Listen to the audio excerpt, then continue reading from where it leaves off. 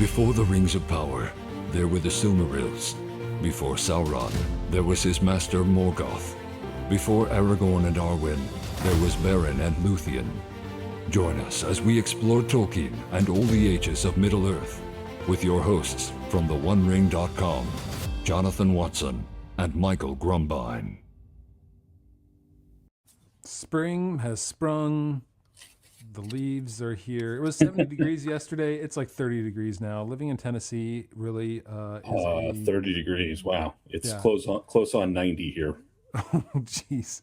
Well, Michael and I, we haven't seen each other in a month because I was on a trip with the family, and we posted our interview with Sean Astin from the Roundtable Interviews from Return of the King, which was kind of nice. He's kind of a more grounded character. He clearly had been in Hollywood a little bit more than perhaps some of the others, and just gave what I felt like were a little bit more real answers.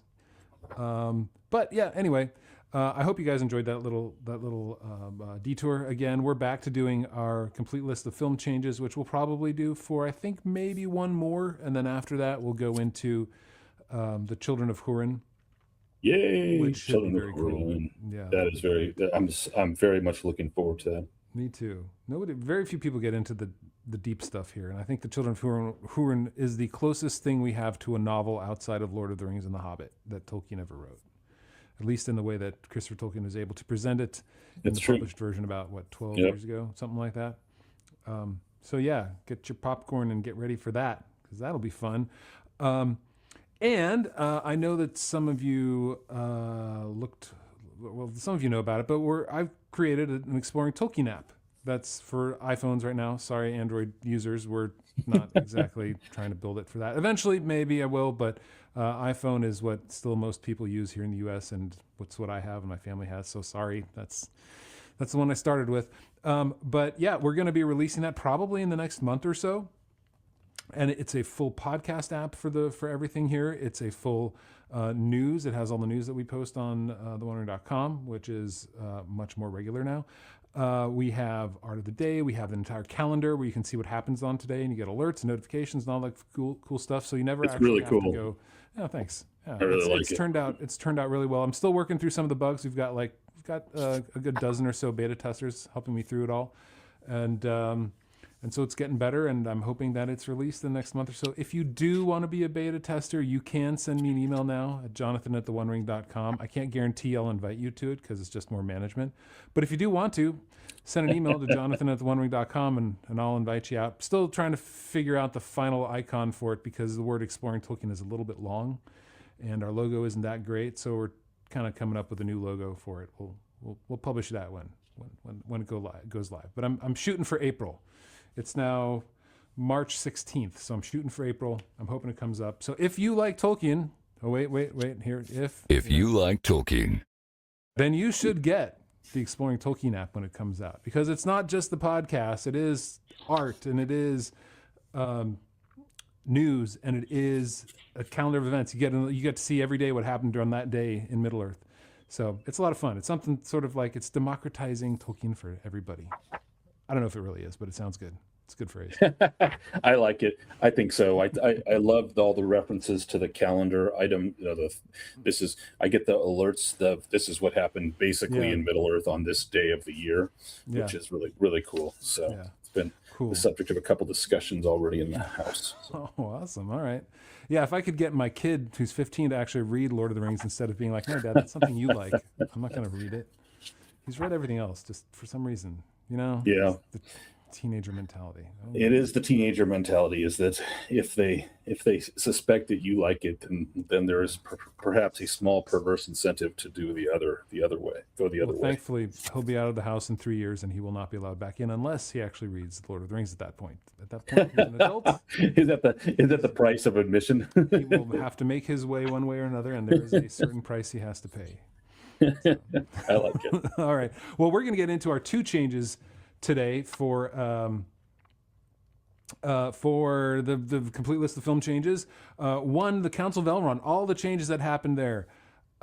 So many of them, or what did, let me make sure I get this right. What did I call it? I called it I was there 3,000 changes ago. And we'll decide if they're really changes or not, because a lot of it was sort of just interspersed in other places.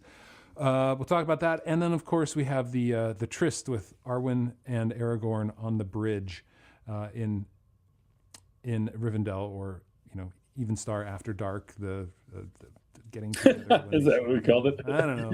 Something like that. Nice. So we're going to check that out. Hey, and if you want, just really fast, we do an extended podcast. We're going to get into a couple of comments for that came up from our last changes regarding Lurtz and regarding, well, whether or not it was sci-fi or whether it was fantasy or what when they came out with orc pods. So we're gonna take a look at that. We'll take a look at probably take a look at the app again, maybe get a little feedback and have you guys who are testing it and you premium members, the guys who do give us the $4 a month. If you go to theonering.com/member, you can become a member for just $4 a month. It will be $5 a month on the App Store because they take more off the top. It is a progressive tax system at Apple, and they take more.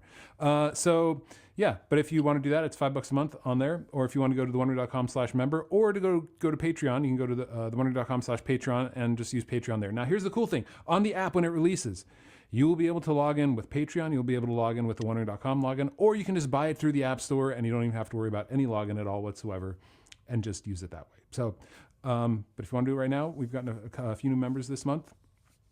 And we hope you join us, and it'll be really fun. I think when we do the Children of Hurin, and probably create a little dedicated area on the podcast for that, since it's kind of a big deal. So check it out, become a member. All right, let's get into, man, I feel like it's been a while since I've done this, and all my clicking and set it all up is all crazy. So let's get into change number 46. I was there 3,000 changes ago.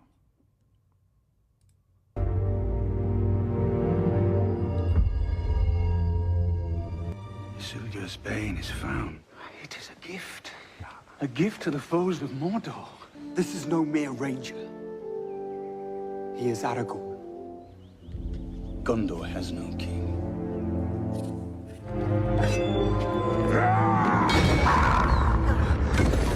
One does not simply walk into Mordor.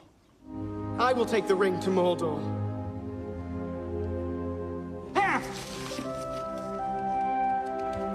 Mr. Frodo's not going anywhere without me. Oi! We're coming too! You need people of intelligence on this sort of mission. Quest. You shall be the Fellowship of the Ring. Right. Where are we going?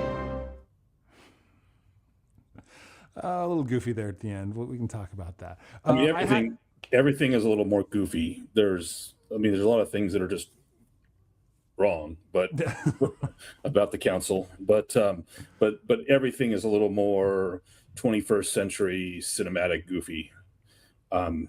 There's some things that are not, so I shouldn't say everything, but yeah. I mean, so let's talk about what they added, a few things that they added first. And I know in our complete list of film changes, they do this. This is we compressed all this because I don't want to go into the okay, Frodo puts the ring on the plinth there in the middle of the council. That didn't happen in the books either. So we've got that. The whole thing was Aragorn recalling exactly what happened to him, and so we found out some of that already. Obviously, he was captured by Saruman and was on Orthanc and couldn't escape. We learned that Gimli somehow wants to try and destroy the ring right there. Boromir is far more direct in his saying Gondor needs no king. He intimates that a little bit in the book, but he's not as direct. Like, he does say Gondor could use him in a fight, essentially, in the books. Mm-hmm. But he doesn't directly come out and say Gondor doesn't need a king. Gondor has no king. Gondor needs no king. Gimli does attempt to destroy the ring. I mean, Legolas stands up for Aragorn, as if he would know what Aragorn, son of Arathorn, means, really. Like, at that point, I don't think he would have any clue that means anything to him. Right. He's just a ranger of the North.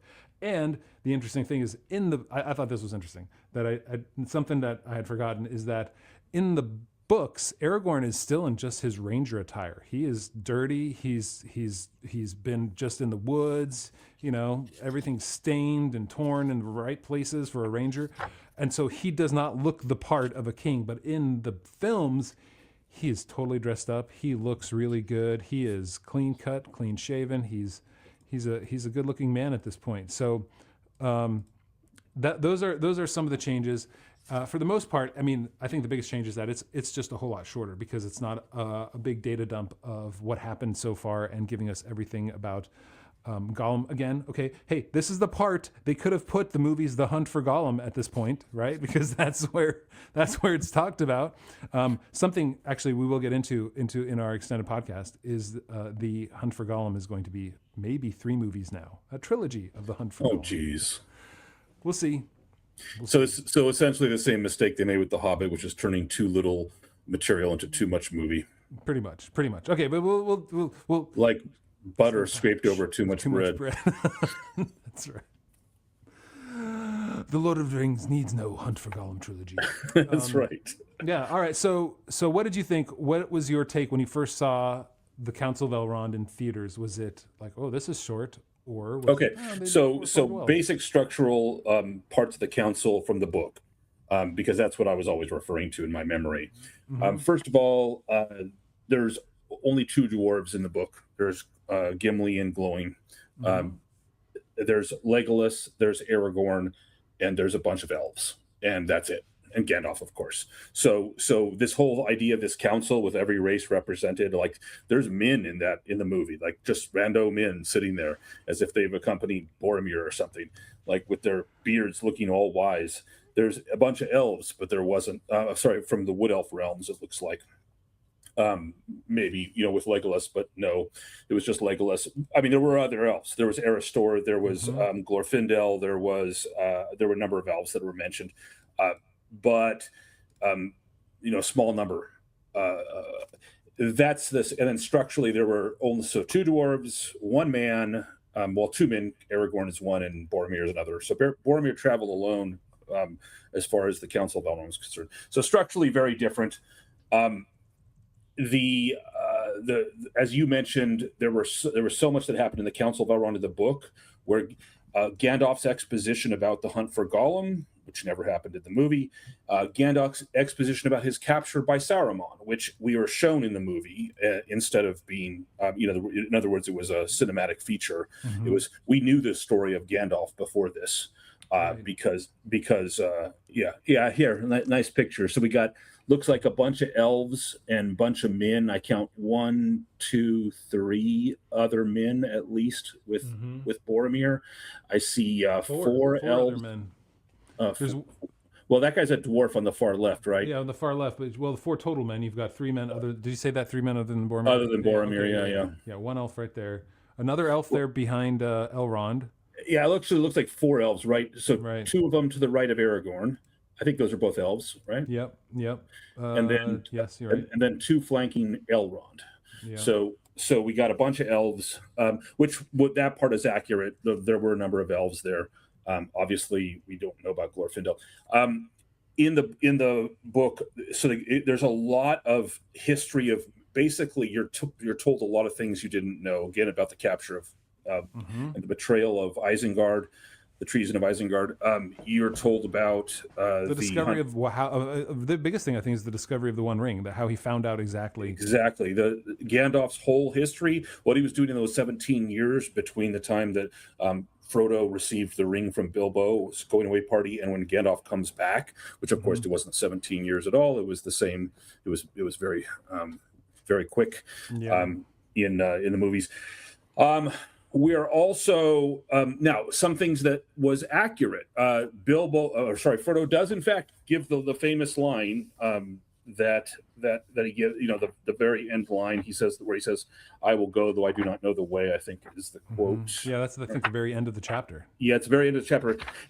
But what we miss is that Bilbo is also there, and Bilbo tries to volunteers for the ring, and he's sort of gently patted on the head and said, "Your time is gone now." And he also plays the part essentially of Legolas when he says his poem about all that is gold does not glitter, right? Yes, he's the one that corrects Boromir about Aragorn. So it's not Legolas. So you have that. Things that never happened. Gimli doesn't try to axe the ring. That's just stupid. The whole, like, he's just gonna just take a swing at the ring. First of all, the ring isn't, of course, sitting on a plinth, as you pointed out. But then so that never happens. The line about one does not simply walk into Mordor I found very funny, because that is exactly what they say they're going to do, is walk into Mordor. So and this is a quote from Elrond. Now at this last, we must take a hard road, a road unforeseen. There lies our hope, if hope it be, to walk into peril to Mordor. That's so good. Wait, read that. Hold on. You have to read that one more time, because that's so funny we always talk about how good they are with getting things from the book, and they totally they reversed it here. It's a reversal. Totally so what does he say again? So Elrond says, they're talking about, because they were debating, like, maybe we should give it to Tom Bombadil, which by the way, also never happens in the movies, because of course there was no Bombadil. We also get told who the Barrow-wights are, which is pretty cool. But anyway, so they're debating, maybe we should give it to Bombadil. No, that won't work. Maybe we should take it to and cast it into the deeps. Glorfindel's like, cast it into the ocean. No doubt is thinking that Glorfindel, probably people that are familiar with Silmarillion are thinking of the Silmarils. One was cast into the deep, and so Glorfindel is hearkening back to his age, and it's like, well, maybe we just throw it in the ocean, and have it lost in the deeps. And so that they don't land on that. They say no. Maybe we go to Mordor a different way. We go down the river, the Grey. What is it called? The Grey Flood, I think, and down to the western coast, the southwestern coast of Middle Earth, which actually is right behind me, right there. So on the map. Right. So maybe we go that way, and they're like, no. And so then this is the line from Elrond right after that. He says, I'll read the fuller one. The westward road seems easiest, therefore it must be shunned. It will be watched. Too often the elves have fled that way. So he's saying, nope, we can't go to the west. Now at this last, we must take a hard road, a road unforeseen. There lies our hope, if hope it be, to walk into peril to Mordor. We must send the ring. So we do simply walk into Mordor. We do it. We just don't knock on the front door, but we walk into Mordor. Exactly. They almost knocked on the front door. Yeah, exactly. So in fact, so they adapted. That one of Boromir's most iconic lines from the movie is actually not in the book at all. So there's a lot of that. The Council of Elrond in the movies is very short, relatively speaking. It has a lot of people that weren't there. It has dwarves acting badly in a silly way that neither Gloin nor Gimli would have done in the actual council. Right. It's like draw a weapon and like hack at the ring. It's just so stupid.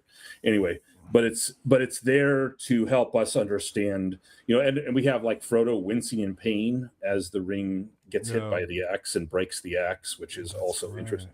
So I think it was intended to try to get us to see the ring as sort of bonded to Frodo a little bit, because he has a connection with it. So. I forgot about that. He does wince. Yeah. So anyway, so that's so there's a lot of changes, a lot of differences, a lot of information we're given that they never talk about at all in the movie. And in the end, and I'm sad to miss Bilbo. Like they could have had Bilbo there. That was an interesting thing. I don't know why they didn't do that. It would seem to make sense because he's been there. Yeah. And he was the one who also had the ring. But I think they wanted to focus only on Frodo and not have the question of like, oh, this ring. Because the ring is such a... it's such a weight to Frodo at this point, more so than it was in the books, that I think putting Bilbo there, you'd have started questioning, like, oh, why? How come Bilbo wasn't affected by it? Was Bilbo on the ring? And the only thing they added then to the extended edition was Bilbo's little zombie move of trying to get the ring, where his face goes all dark and pointy teeth and everything like that for a split second. Do you remember that scene? Yep. So that's how they added Bilbo into it. That was a combination of like what Frodo saw in Sam at the Tower of Cirith Ungol, where he saw Sam as this small grasping creature trying to take the ring. That's when Frodo's almost entirely captured by the orcs. The orcs. So, he's captured by the orcs. He's almost completely, his will is almost completely dominated by the ring at that point. Anyway, things they did that were correct. Obviously, the line of Frodo. The whole point of the Council of Elrond is, of course, to have Frodo decide to take the ring, which is the same. So this serves the same overarching purpose. Right. Moments like Gandalf speaking the black speech of what's written on the ring. I think that's the high point of the whole council, because in the book it does say that his voice changes and it grows dark. Yep. And I feel like that the way that they portrayed that was incredible, was perfect almost. Yes. No, it was exactly right. The quote from the book after the actual words of black speech, it says, "The change in the wizard's voice was astounding. Suddenly it became menacing, powerful, harsh as stone. A shadow seemed to pass over the high sun, and the porch for a moment grew dark. All trembled, and the elves stopped their ears. Never before has any voice dared to utter words of that tongue in Imladris, Gandalf the Grey," said Elrond, as the shadow passed and the company breathed once more. Yeah. So anyway, that was well done. But a lot of the backstory, obviously nothing about Bombadil, nothing about the Barrow Wights, because those weren't in the movie, nothing about Bilbo, which was sad. And the changes in the people, obviously no Glorfindel, because there was no Glorfindel. At least they didn't put Arwen there. I was kind of scared they were going to do that, because Arwen had replaced Glorfindel. But they didn't do that. So she couldn't be wielding a sword there, so they weren't going to put him in there. Put her in there. It was scary, man. It was scary. So let me before we get into our questions, I told you what I thought the best part of it was. What do you think the worst part of it was? The worst part of the changes to the council. Of the changes, let me think. Hold on. I think I have one, but I just want to make sure I go over it all in my head. I think the worst one was Gimli taking an axe to the ring. I think that's just stupid. He would never, even if he wanted to think that he could destroy it. First of all, it's here at the council. Oh, I didn't mention this. Here at the council that we learn from Gloin and Gimli that a messenger from Mordor has come to Dane, King of Erebor, of the in the Lonely Mountain, and had tried to barter information about hobbits and the Shire in exchange for their loyalty. And in fact, the promise of 3 of the 7 dwarven rings, which apparently Sauron is either has or is pretending to have. So we hear that whole story, and how Dane basically put off the messenger, although there was great fear, because they knew that Sauron's power was rising in Mordor, and he said, Gimli Gloin says that Bard, it's not Bard, who's Bard's great grandson or grandson, who rules in Dale. He said he was afraid of what was happening in basically the encroachment of Mordor, and in fact that's exactly what happens at the end of Return of the King. We don't see it in the book directly, or on screen, but both the Lonely Mountain and Dale and Lothlorien get attacked by an army. It's funny because reading this chapter, and the news that there's a chance that this is still rumors, but there's a chance that The Hunt for Gollum might be 3 films. I have a feeling a lot of that surrounding to make it an epic piece, you have to bring in Dane and the messengers and going and Gilrain and probably Aragorn's youth. I have a feeling it's going to be less The Hunt for Gollum and more the growth of Aragorn. Which actually, that might be cool. I might have to, if they do that, if they actually go to Aragorn in his 30 years of development. Yeah. His appearance as Thorongil, this hero in disguise in Gondor, saving the people from the Corsairs of Umbar and the heirs of Castamere, the Númenóreans. Yeah, that would be awesome if they did the lead up to the battle.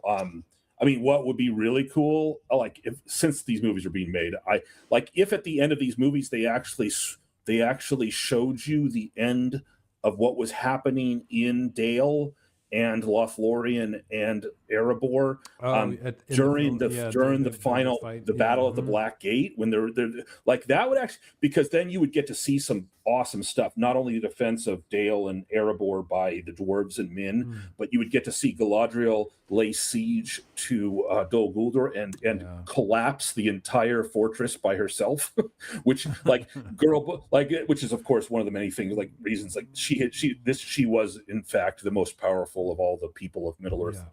Aside from Sauron, at the time of the War of the Ring. So there would be just such awesome cinematic possibility if they made that the capstone of the hunt for Gollum as they fast forwarded to the end. That would be pretty cool. Of course, we know that it's not going to be Viggo Mortensen, so they better hire somebody good. They better, yeah. But it's okay because it's a younger. He was even younger than Viggo was 20 years ago. So. Yeah. But apparently they're bringing back, Orlando Bloom. They're bringing back that part is Frodo for some reason. I don't know, is retelling the story maybe again. They're bringing back Ian McKellen somehow, who's 86, 87, something like that. Yeah, he's closing in on 90. Yeah, and that will be interesting. Anyway, okay, so my least favorite part of the Council of Elrond is when...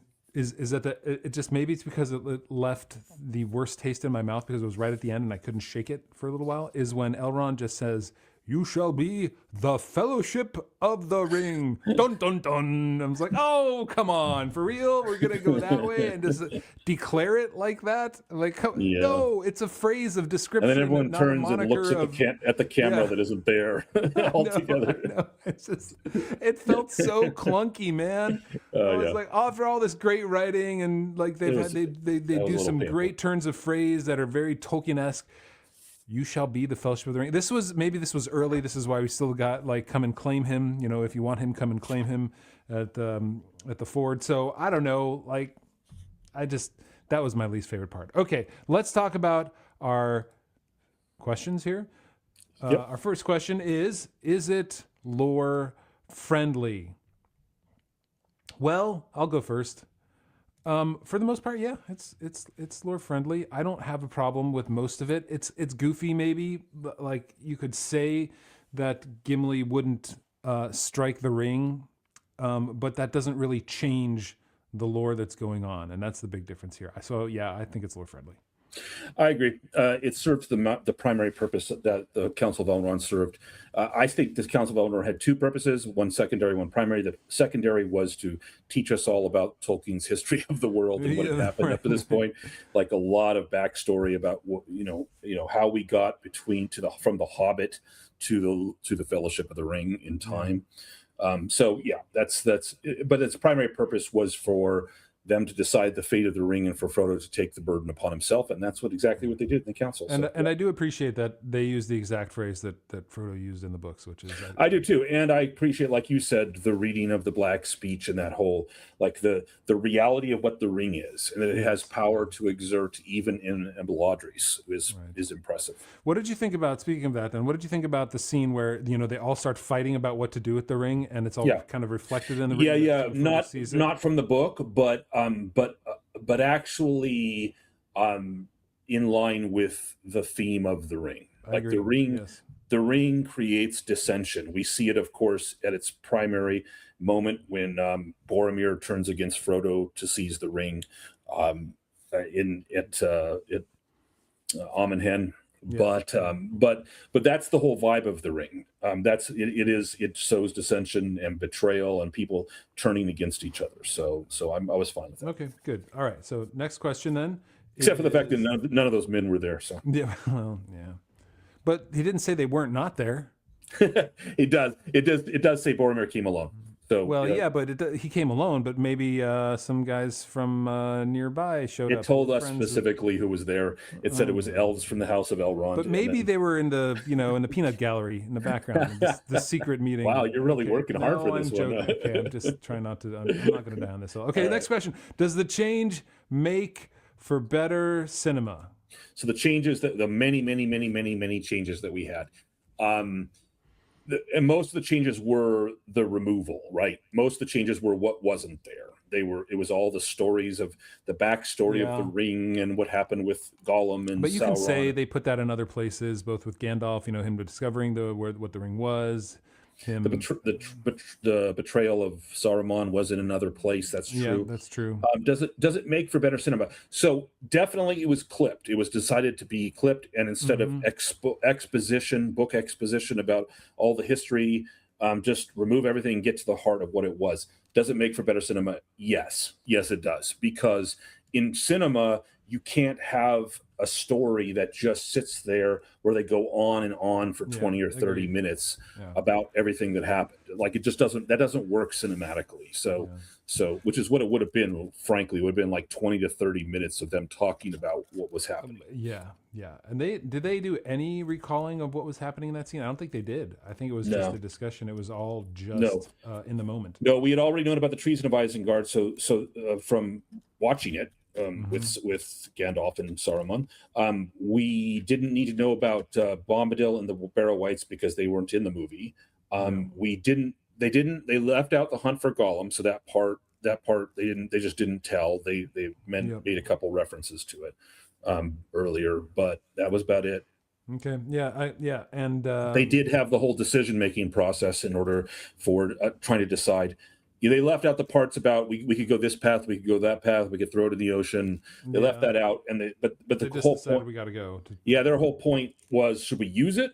Like that's Boromir's point. Right. Should we destroy it? That was the dwarves' attempt, or should we, walk into Mordor, which was Elrond's and Gandalf's point. Which they did. This is also the chapter that most people stop reading the Lord of the Rings. They find it very difficult. Oh, is that right?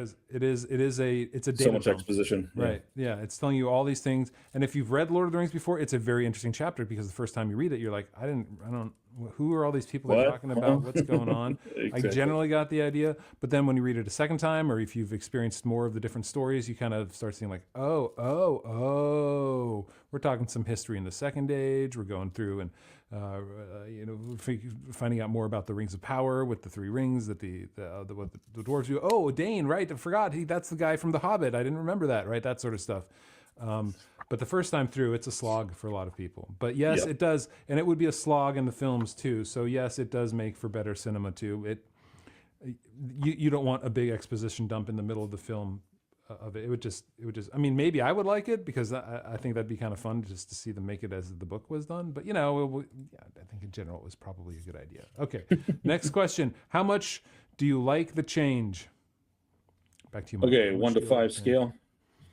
How much do you like the change? Okay, so I said it made. And let's define the change. The change is a few additions. The change is some removals, and the change is just generally like making it really cool. Oh, I forgot about the removal of the story of Thrain too by Gandalf when he's telling the dwarves and what happened. Right. So there's a lot of stories that were removed. There was the hunt for Gollum. There was the story of Thrain. There was the kind of Barrow-wights and. There was the treason of Isengard, and then there's the addition of Merry and Pippin at the end. Yes, which they weren't there. Sam was, but they weren't. Sam was. Goofy. So 1 to 5. So how much do I like the change? So this is I got to think about this a little bit because I'm torn 2 directions. You go first.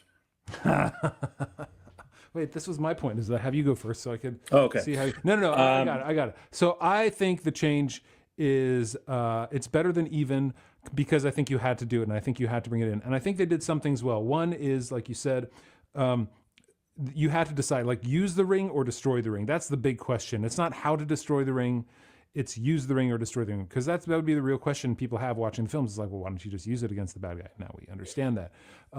It was actually also, I think they established the discord sown by the ring among the peoples, and so you see that right away too. They did a good job with that, even though it was brief. And I did appreciate that it does seem like Frodo, like he didn't want to take the ring, but then by the end he saw what was happening and he had to take the ring. So in a very short amount of time, they did pretty well give you an idea of what the ring was, how bad it would be for Middle-earth, and Frodo's courage in taking the ring and making a decision there. I thought it was pretty well done. So I'm going to give it a 4.1.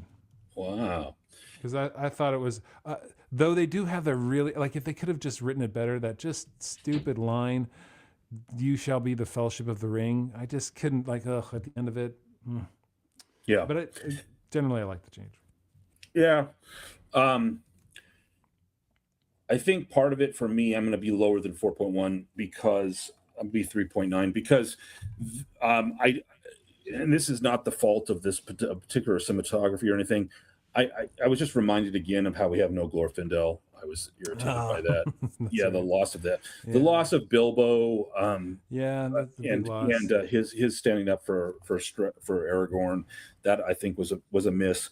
Hey, does Legolas have any? Oh, he does speak in the books. Yeah, he speaks about what happened to Gollum. So that's what he speaks about. Yes. Yeah, he doesn't stand up for Aragorn. For Aragorn, no, right. No.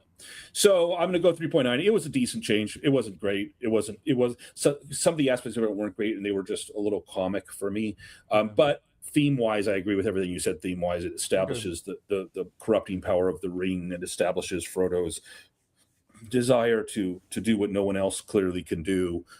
It establishes Gandalf and the history of the ring and how the ring is evil, and that evil can even affect Aragorn in Imladris. So yeah, it was overall pretty good. Okay. All right. Well, that means we're going to go on to our second one, which is a whole lot briefer. That was a long one, man. That was a really long one. Well, it's a big chapter, so it's in Lord of the Rings. So yeah. All right. So this is a lot of changes. We're calling this Even Star After Dark. Do you fear the past? You are Isildur's heir, not Isildur himself. The same blood flows in my veins. The same weakness. You will face the same evil, and you will defeat it.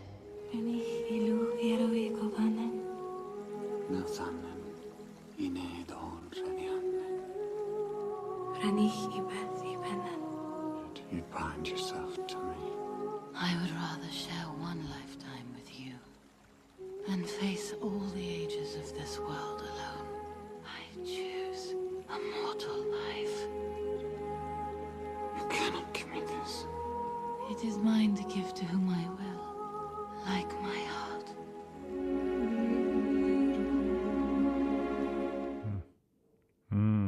You know what makes that scene? Enya. It was perfect music for Enya. Like, it is true that Enya and Rivendell go hand in hand. So, in terms of theme. So this scene was not in the books. No, not directly in books. However, let's talk about Arwen for a second. We do first see Arwen in the books. In the Hall of Fire, when Frodo wakes up and goes into the Hall of Fire. And so it was that Frodo saw her whom few mortals had yet seen, Arwen, daughter of Elrond, in whom it was said that the likeness of Luthien had come to earth again. And she was called Undomiel, for she was the even star of her people. Long she had been in the land of her mother's kin in Lorien beyond the mountains, and was but lately returned to Rivendell to her father's house. So Frodo meets her, sees her in the feast, in the Hall of Fire. But Aragorn actually isn't there. Mm-hmm. He's off talking to Elladan and Elrohir, her brothers, twin sons of Elrond, and about everything that's happening in the world. And Bilbo calls it out. He says, Aragorn shows up later, late in the feast when it's about to be over, or at least over for the hobbits. And Bilbo says, "Where were you?" Because the Lady Arwen was here. In other words, implying, I'm sure you wanted to be here because she was here. Yeah. They are at that point very much in love and desiring to be married, but there's a great doom on them. And so we don't hear anything about that in the main text of Lord of the Rings until the appendix. So in Appendix A, though, there are a whole number of pages about Aragorn's life, and his young life, and how he fell in love. First saw Arwen at just under 20 years old, or at 20 years old, and fell in love with her, and then she. But he has this conversation with Elrond at that point, where Elrond basically says some of the things that Elrond ends up saying to Arwen in the movies. But Aragorn is sort of cautioned against it and actually forbidden from pursuing a relationship at that point. You shall be, this is Elrond speaking to Aragorn from the Appendix A. You shall be betrothed to no man's child as yet. But as for Arwen the Fair, lady of Imladris and of Lorien, even star of her people, she is of lineage greater than yours, and she has lived in the world already so long that to her you are but a yearling shoot beside a young birch of many summers. She is too far above you, and so I think it may well seem to her. But even if it were not so, and her heart turned towards you, I should still be grieved because of the doom that is laid on us. And what is that doom? Said Aragorn. That so long as I abide here, she shall live with the youth of the Eldar, answered Elrond. And when I depart, she shall go with me, if she so chooses. And then it goes on, and basically what it means is, if Elrond, the time comes for Elrond to depart and he leaves, she will, if she chooses to stay, she will become a mortal woman at that point, although still extremely long-lived, because of her lineage. And so that actually happens, and Elrond, actually it's Aragorn goes away for nearly 30 years and proves himself as a hero across the world, essentially, across Middle-earth. And then he comes back and he meets Arwen again when he's nearly 50 years old, still young for him, and but in Lorien. And Galadriel gives him clothes, like does him up real nicely, it turns out, and he makes quite the impression on Arwen, and she falls in love with him at that point, not just him with her. And so the clothes make the man, I guess. It says what does it say? It says he did not know it, but Arwen and Dumiel was also there. That's in Lorien, dwelling again for a time with the kin of her mother. So it's Galadriel is Arwen's grandmother. She was little changed, for the mortal years had passed her by, yet her face was more grave, and her laughter now seldom was heard. But Aragorn was grown to full stature of body and mind, and Galadriel bade him cast aside his way-worn raiment, and she clothed him in silver and white, with a cloak of elven grey and a bright gem on his brow. Then more than any king of men he appeared, and seemed rather an elf lord from the Isles of the West. And thus it was that Arwen first beheld him again after their long parting. And as he came walking towards her under the trees of Caras-Galathon, laden with flowers of gold, her choice was made, and her doom appointed. So they fell in love together in Lorien, and walked unshod amongst the flowers there. So, very romantic. But so really, this is more of a scene of kind of a combination of what they're meeting probably in Rivendell, and a combination from the appendices of their meeting in Caras-Galathon in Lothlorien. So anyway, but there, all those elements of her losing her immortality if she falls in love with Aragorn, and him needing to be a king before they can be married, that's absolutely true. Yeah. The whole part about that you played that I don't like is the one about where he doubts himself because he comes from a weak line of men. Absolutely not. He actually tells his mother Gilrain. He says the opposite to his mother Gilrain when he first is talking about Arwen. He says, Estel I was called, but I am Aragorn, Arathorn's son, Isildur's heir, Lord of the Dunedain. And so he's proud of his lineage, yeah. But Elrond does tell him, you basically have to be, she will marry no one except the king. I forgot that. I forgot to read that part. My son, this is Elrond speaking to his foster son, Aragorn. Years come when the hope will fade, and beyond them little is clear to me, and now a shadow lies between us. Maybe it has been appointed so that by my loss the kingship of men may be restored. In other words, he's saying men may regain their grace and lordship through Arwen, essentially, which is his loss. Therefore, though I love you, I say to you, Arwen Undomiel shall not diminish her life's grace for less cause. She shall not be the bride of any man less than the king of both Gondor and Arnor. To me, then, even our victory can bring only sorrow and parting, but to you, hope of joy for a while. Alas, my son, I fear that to Arwen the doom of men may seem hard at the ending. So he is indeed very upset by the idea of her falling in love and her loss of grace with him, but he also insists that Aragorn needs to become the king of Gondor and Arnor before they get married. So the movie I find to be an interesting combination of the Jackson's invented obsession that Aragorn has with the quote unquote weakness of his line, and realistic elements from the appendices about the romance between Arwen and Aragorn. So anyway, that's very long-winded, but I wanted to read those passages. I like that. Thank you for doing that, because that is my least favorite part too, is his questioning of his doom ultimately, like of what his destiny is.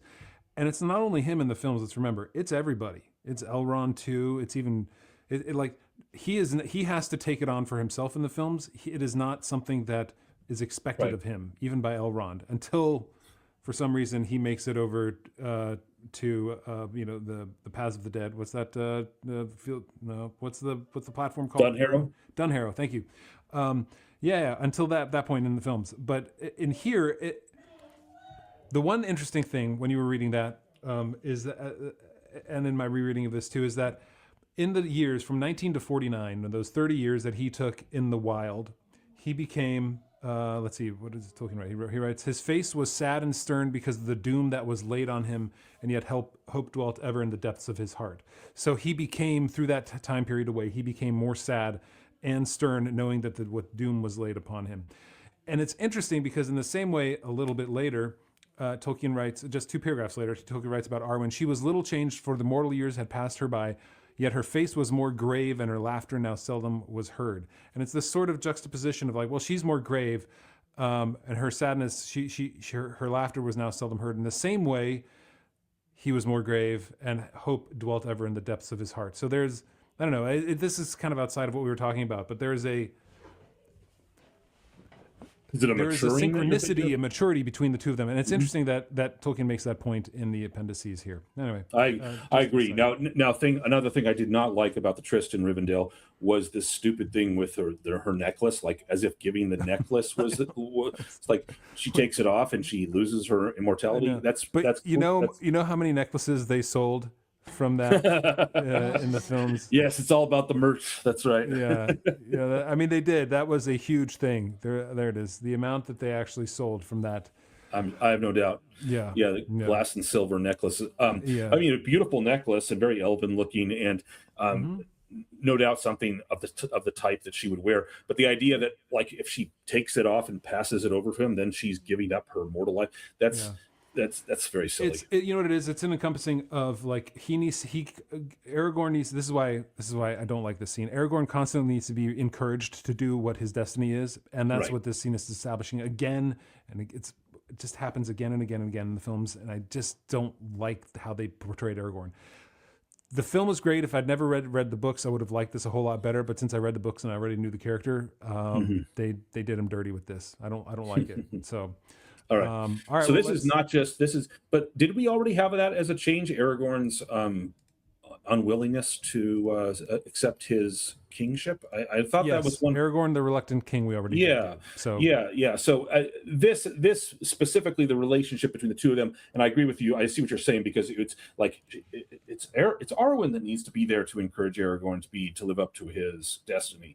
When no way. Aragorn was in fact doing that for 30 years before this, more than 30 years before this, 65 years before, 67 years before this, but for 30 years before he and Arwen fell in love. And then he kept moving on, because his father-in-law, soon to be, and foster father, was telling him explicitly, you can't marry Arwen until you're the king of Gondor and Arwen. Yeah. So anyway, all right. Well, let's get into it.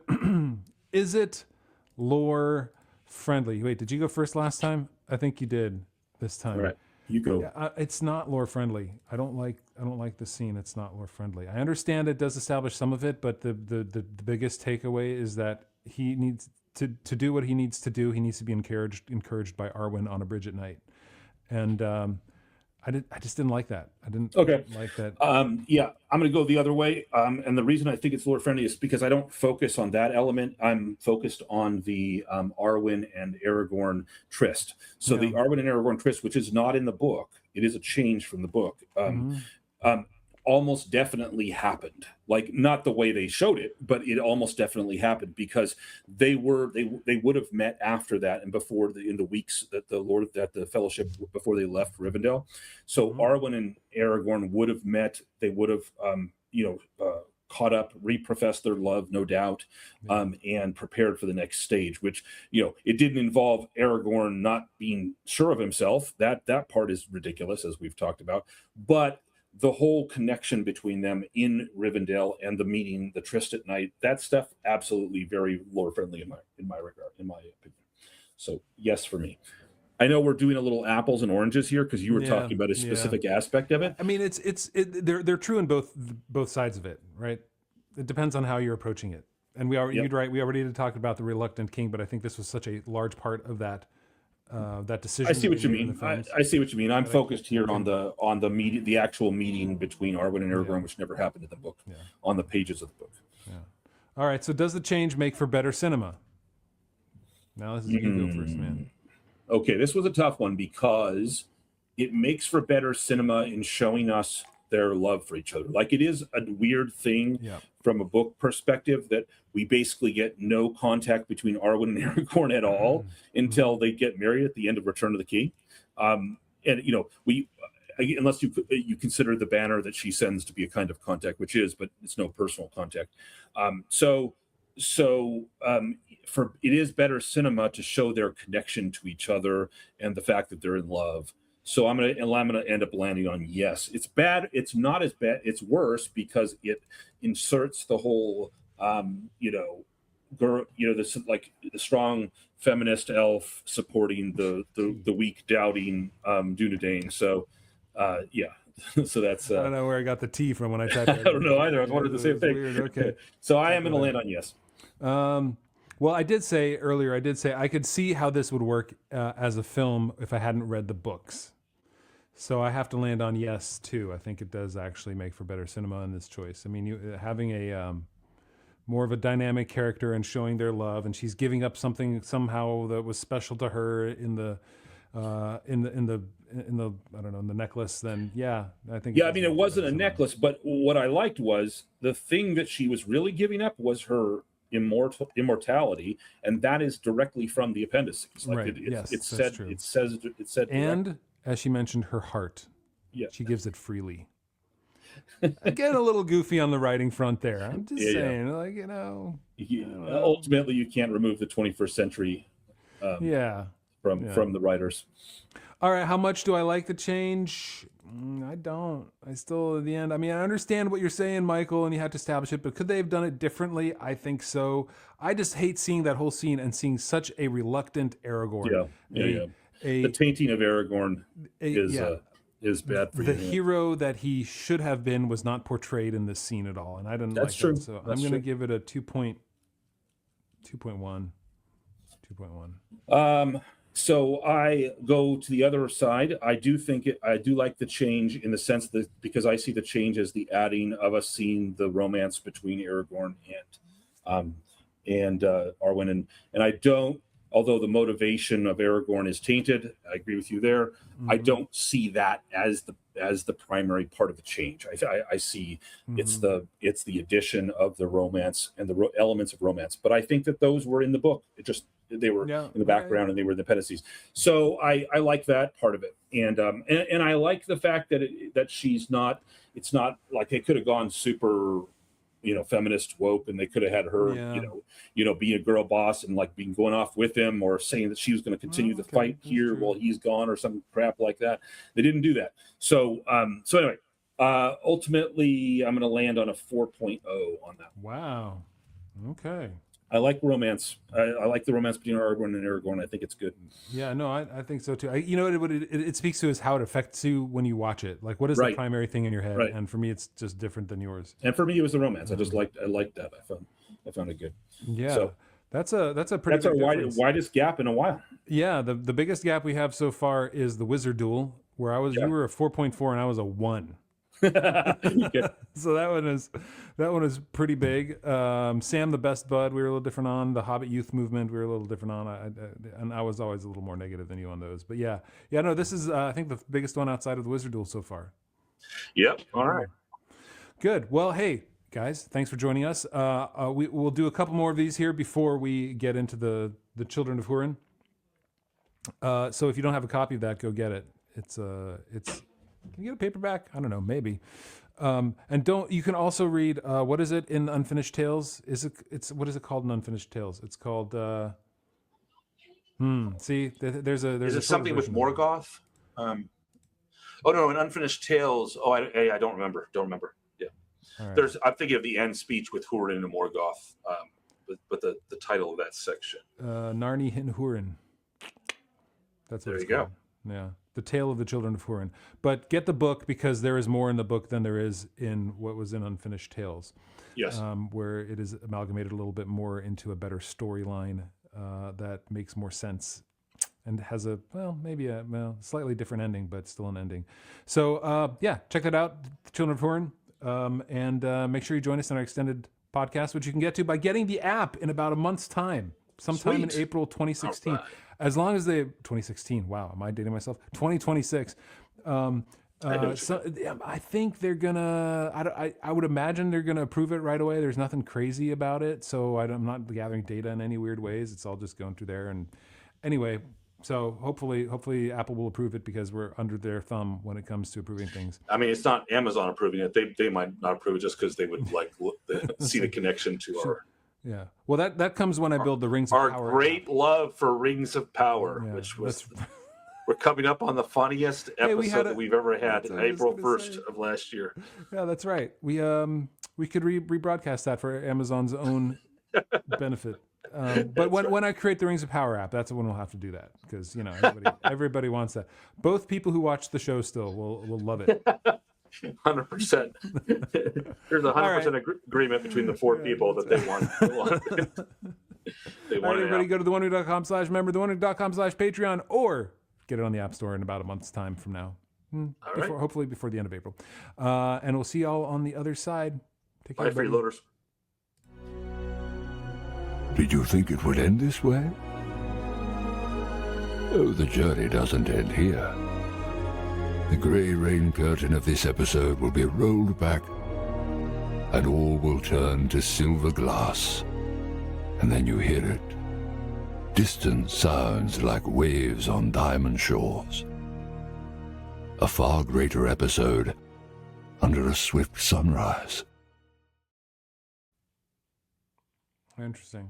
I was just gonna bring up the app here in case anybody wanted to take a look at it, but it looks like I have to download a little bit of update. In any case, can't do that. Sorry, everybody. But yeah, the app's coming along. I know 12 of you have asked to be a part of the testing, so I appreciate all that. And some of you had submitted issues and tickets, like weird interactions when we were looking at different series. And I know I still have to fix some of the series stuff, like The Hobbit, because right now it's just intelligently picking which ones are part of The Hobbit, and I need to tag them all in WordPress so that it shows them all correctly in the app. So in any case, it'll all be there.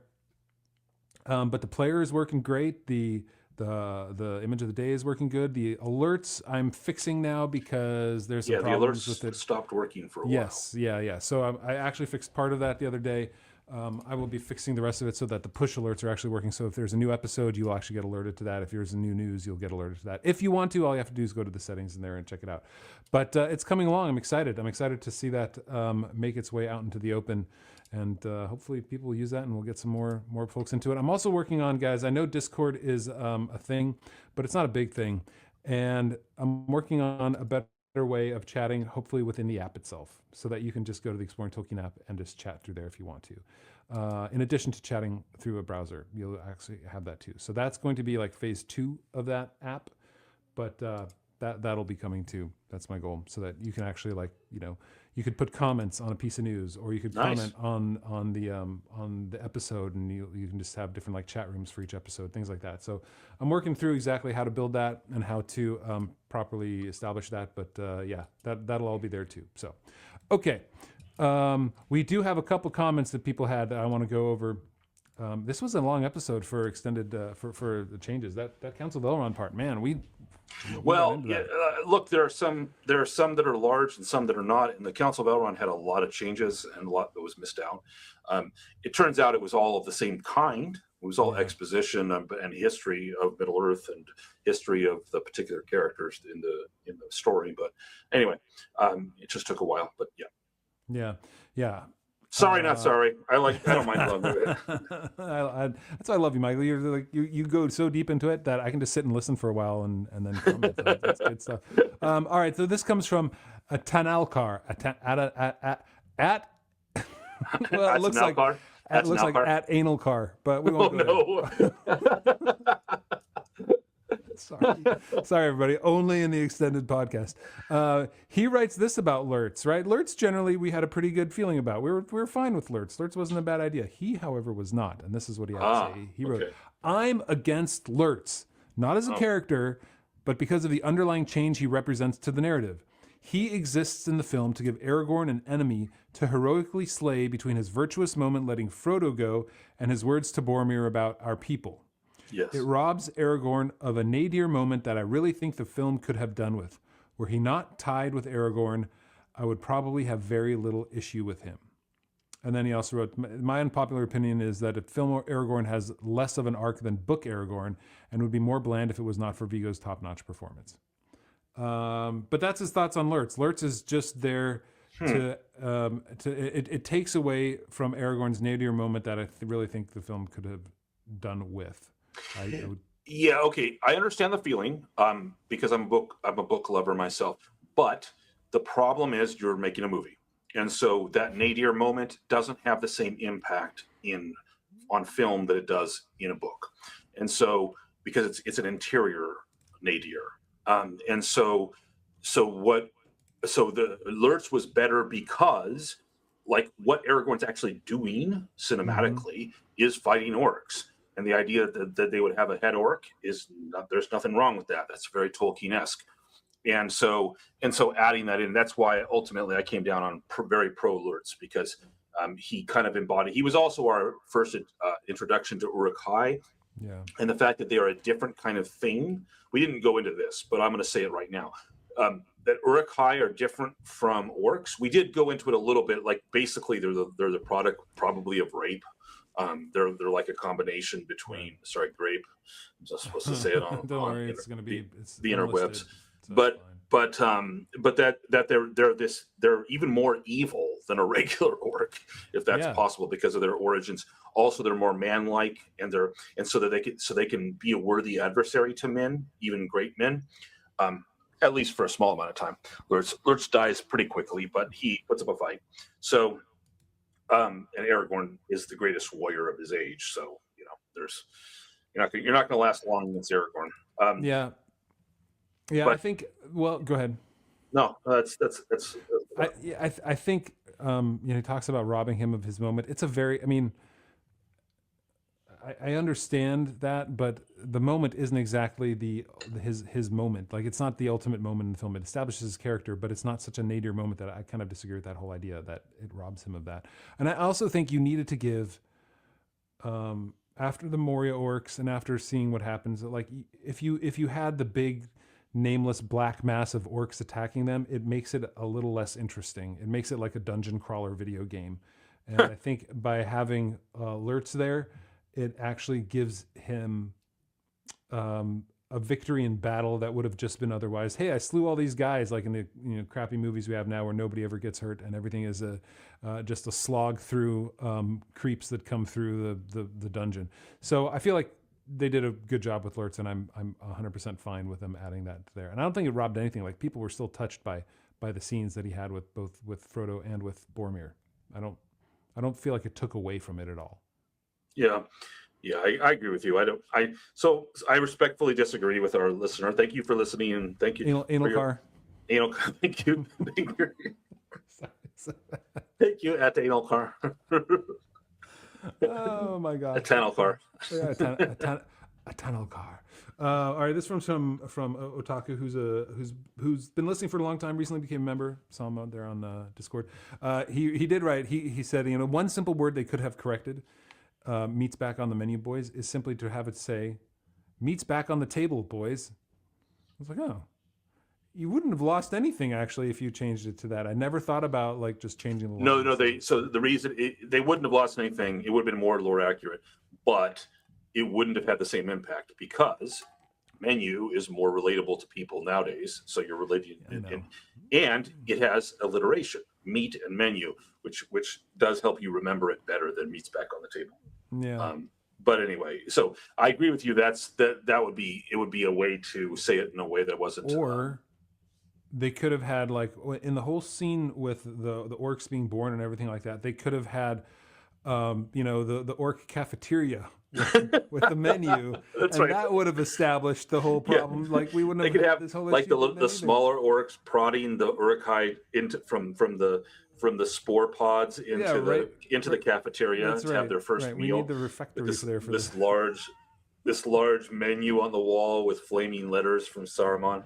Yeah, exactly. Great. Yeah, the orc cafeteria. See, like, why didn't they consult with us, man? That's so crazy. Come on. And then he also mentioned this, and a few people, there were a number of comments on YouTube about this too, about how we called the orc pods kind of sci-fi, and I think we probably said that because of the Matrix, maybe, because that's the most obvious sci-fi comparison. He wrote, "I wouldn't characterize Saruman's film process for creating the Uruk-hai as sci-fi. It borrows more from a magical tradition of alchemy." So I guess, fantasy, sci-fi, regardless, it's sort of a modern sci-fi or modern fantasy. Like, I don't like that is a very being born out of pods is. I've read enough literature to know that, like, that's not a thing that people were talking about a whole lot. Well, I've read some fantasy novels where they have like people born out of weird things, organic stuff like that. That's fine. That's fine. Ultimately, I like what you just said there, which is like if people are going to quibble about the difference between fantasy and sci-fi, you're quibbling up the wrong tree to mix my metaphors. Because I'm just trying to figure out, like, if I have asked, how does one quibble up a how tree? does hey, create an image of quibbling up a tree. Great. It's more to troll the people that have a problem with fantasy and sci-fi. They're very related genre, subgenres. They're just fiction, fantastical fiction about fiction about a world that is different from ours, in one or more major ways. So, I'm not greatly bothered by that distinction. But I think you're right. I think we probably we were probably okay with the sci-fi label because of this similarity with the Matrix, which, interestingly enough, like the Matrix, that was a thing which made it one of the more powerful aspects of it, is that it combined the organic with the inorganic. And so you had these robots, and then you had the organic matter that the people were all in, and so that made it sort of more visceral and on a real level. So anyway, right. But anyway, I think alchemy. Sure, they're mixing up a stew with throwing a bunch of ingredients in there. Why not? Yeah. Well, I think there were quite a few people who also forgot that the Saruman was not the first person who created the Uruk-hai. It was actually Sauron in 2475. Yeah, 2475, when they took off Osgiliath, was the first time the Sauron's Uruks actually appeared. So what's true is that the Uruk-hai of the White Hand were in fact created by Saruman. Like those were his Uruk. Right. They weren't just like Uruks that were convinced to be on his side that had been made in Mordor or something. In case you're wondering, there's quibbling up a tree by a guy. I don't know. It's a woman and a man discussing, both barefoot, up as a tree. they move up a tree. Yeah, quibbling up a tree. A pepper tree, it looks like. All right, everybody. The one last thing I want to talk about is the trilogy. We stepped into it a little bit earlier in the episode. The trilogy of the Hunt for Gollum, and that is a possibility apparently. So I'm hoping that that's not real, but it certainly seems that it is possible. I mean, we might. See I think it's absolutely probably going to be. They'll get a trilogy out of it if they possibly can, because they're all about making money. Like, this is the corporate. I mean, this is what you and I have been talking about for years now. Is that this is the effect of corporate America on an amazing IP like Tolkien's. Yeah. Is they try to milk it like it's some kind of dairy cow for as much money as they can, and they don't. And that's what was wrong with the. I mean, they could have made Hobbit in one movie or maybe two if they stretched it out and did a lot of backstory. I think you and I gave a good introduction to the way that you could get 3 movies out of it is by not sticking just to the Hunt for Gollum. Yeah. If they go into everything that happens in with like, imagine Arwen and his like romance, him being out in the wild. Right. It's basically the life of Aragorn. If they turn it into a Aragorn biopic from Anal Car. Exactly. If you turn it into an Aragorn centered set of movies that talk about his life, where you see it's only in the last movie that you have the hunt for Gollum, so to speak. You could even have Gollum, more about Gollum's being cast out, like in one of the other movies, although that happened hundreds of years before. But so you put it like in the beginning of the first movie, Gollum's life retreat to the Misty Mountains, etc. Yeah, but anyway, if you made it mostly about Aragorn's life and his heroic, I mean, he went all over the place. He rode with the Rohirrim. He was a hero Thorongil in Gondor. He even went to the east, we could lands of Harad. And you could essentially establish him as a character who knows the world, and he's the only one who could hunt Gollum because of all his experience. He meets Gandalf. He has adventures with Gandalf and things. And he knows the land. He has relationships everywhere. I mean, he even fought with the Gondorians at one point, right? So like he's been everywhere. He would know everything. He'd be the best person to hunt for Gollum. And so if Ian McKellen said that that there could be a separate movie that they're making too, and maybe this is it. Maybe this is how they're going to approach it: is actually have a film that is more about Aragorn. Yeah. Can you do that? Yeah, and if they do that, and if they avoid the Andy Serkis Gollum trap, because he was such an amazing character, and of course it's being directed by Serkis, so I don't know if they'll avoid it. Yeah, don't make Gollum the main character, man. Nobody wants that. Exactly. We already experienced that with the friggin'.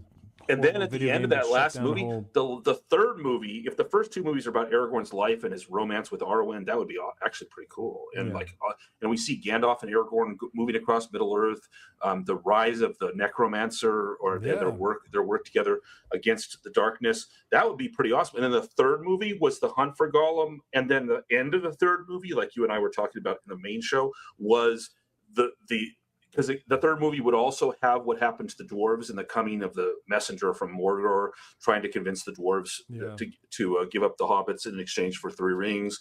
And then the great battle of Erebor, when Sauron sends the armies of Dol Guldur against it in Lothlorien, and you could have that be the last like half an hour of the movie is that final battle, and you could even have the takedown of Dol Guldur. I mean, that would be so awesome. Yeah. So if they did that, see, my fear of any of that is like when you start making it too big for him, is they will start being like, okay, how much AI or how much CGI can we put into this film to make this battle amazing? And that's what killed The Hobbit. It was all that's the story was too grand for itself. Right, but that's why I said the last 30 minutes, Jonathan. Like what they did was the whole third movie of The Hobbit was the battle. Like it was that. Right. Yeah. So that was like 3 hours of battle. Like so the final battle of Erebor and Lothlorien and Dol Guldur should be like half an hour. Yeah, because it's an epic battle and it takes place in 3 different places. So having that would be actually pretty cool. Yeah. So they could actually get 3 movies out of it if they did the first 2 movies as the life of Aragorn. That's my take. And the romance with Arwen and everything. And we've given them a title already, Even Star After Dark. It'll be great. We can just use that. No need to give us credit. That's right. Just no. This maybe that can be a second minor naming rights. Just for a cool 500,000. Even Star Rises, and then Even Star After Dark, and then The Hunt for Gollum. We can do that. All right, everybody. We'll leave it at that. Boy, but no. Okay, like one last thing to that. Can you imagine how cool it would be to show Aragorn like with the various rangers? Because in the middle, agreed. The second of the third movies could be his life as a ranger. Like in the first of the third movies, he's meeting Arwen and he's doing his first 30 years as hero of Rohan and Gondor, and then he sees and falls in love. They both fall in love with each other in Lothlorien. And you have Galadriel there, perfect. And then the second movie is his work with the Rangers, holding back the darkness for the years. And you give it some sort of climactic moment that doesn't have to be like something Tolkien written, but is lore friendly for sure. Yeah, you can do all that, and then something like there's a conflict that essentially might drive something between him and Arwen, or like you can create things like that. Absolutely, would work very well. You could fill in that things would be very, very well. Misunderstanding that develops or something with some of his adventures. Anyway, it would be great. Like if you turn this into a Life of Aragorn series, that actually would be. I'd watch that because there'd be so much. If you did it right, there'd be so much cool stuff from Tolkien's appendices that you would be led by. Including dialogue. Tolkien's appendices has all this great dialogue in it too. So yeah. See, guys, we're not against everything when it comes out. No, we're not. I'm not against everything that comes out. Just make it lore friendly, because there's so much you can do without infecting it with the things that people want it to do. Anyway, I'm not going to get into it. But how are they going to sell tickets to a modern audience, Jonathan? I mean, like. Yeah, it's true. Modern audiences are dumb and stupid, and all they want is woke progressivism in all their films. That's right. Yeah, that's true. That's right. All right. Well, never mind. Everybody. We'll just call it off. Look, we could just show that like really Aragorn was gay. Right. Well, that's true. Well, he hung out with all the Rangers. That's right. And just a bunch of bros. Yeah, and Arwen, if we can't have her carrying a sword fighting some orcs, then what's the point ultimately in the end? So that would be the right approach to take for sure. I can't imagine. Well, I can imagine, but. How do they not have Arwen? So they have to recast Arwen too because Liv Tyler is too old for this. Yeah, so. I don't know. Anyway, I hope they don't. We'll see. They say next year, right? The end of next year, which seems pretty aggressive to me for a film with this much writing on it and with this much. Yeah, I mean they're shooting already. Like I was telling you earlier that my son came across, or maybe they're not shooting yet, but they're building the scenes, the sets. The sets are all being built, so they'll be shooting soon. Well, that's funny, right? This goes to they're going to get Frodo back, I guess, as a recounting the tale of the hunt for Gollum, maybe. Yeah, I mean, like, which is fine. But again, if that's what they lean into, it's like, let's do the Hunt for Gollum as 3 movies. That'll be a fail. That'll be a fail. There's just not enough material there.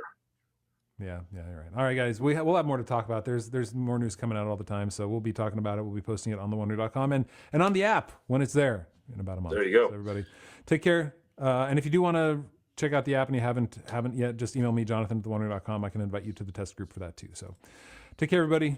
Catch you later. One ringers. What? Don't call people ringers. That's not allowed. Not allowed. One ringers? No. No.